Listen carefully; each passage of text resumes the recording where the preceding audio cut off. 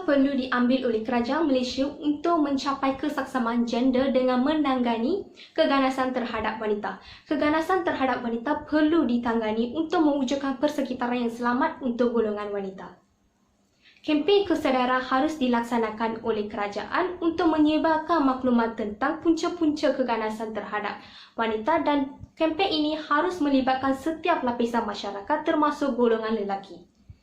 Perkhidmatan sistem sokongan sosial harus ditingkatkan. Contohnya, talian kasih menyediakan perkhidmatan menerima panggilan atau aduan daripada mangsa berkaitan dengan kes-kes penderaan. Kementerian Pembangunan Wanita, Keluarga dan Masyarakat harus meningkatkan bilangan kaki tangan yang komited dan dedikasi dalam menerima panggilan melalui talian kasih pada setiap masa.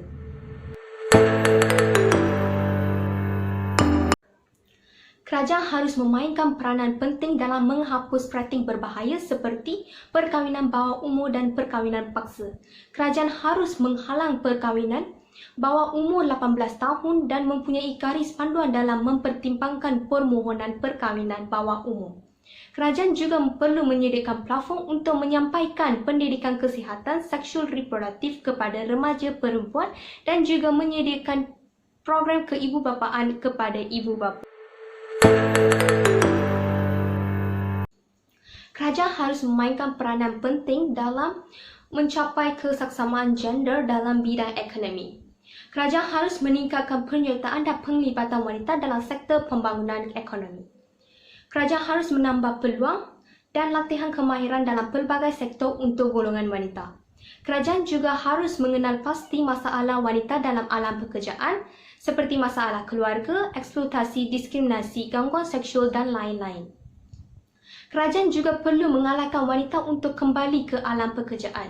Hal ini boleh dilakukan dengan program latihan semula dalam sektor awam dan sektor swasta untuk mengalahkan pekerja wanita kembali ke alam pekerjaan. Kerajaan harus memainkan peranan penting untuk mencapai kesaksamaan gender dalam bidang politik.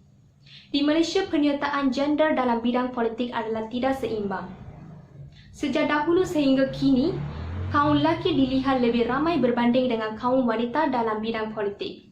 Oleh itu, kerajaan harus mengadakan perundangan dan pentadbiran dalam menentukan pelibatan wanita sepenuhnya dalam bidang politik dan menambah pengambilan, percalonan dan penempatan wanita pada kedudukan penentuan dasar di peringkat kebangsaan, negeri tempatan sehingga perwakilan saksama tercapai. Kerajaan juga perlu menentukan sokongannya terhadap kemunculan lebih ramai wanita di peringkat perundangan dan eksekutif dalam Parlimen, Dewan Undangan Negeri dan badan-badan lain.